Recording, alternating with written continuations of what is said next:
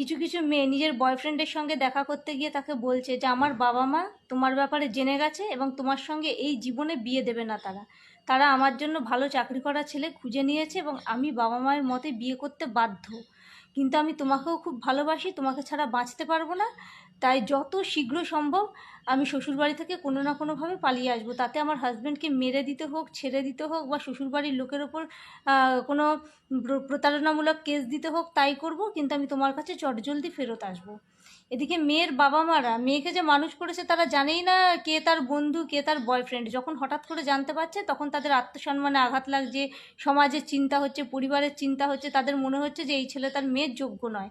আর এইভাবে মেয়েরাও এরকম শর্ত সাপেক্ষে বয়ফ্রেন্ডকে এরকম কথা দিয়ে বিয়ে করে চলে যাচ্ছে।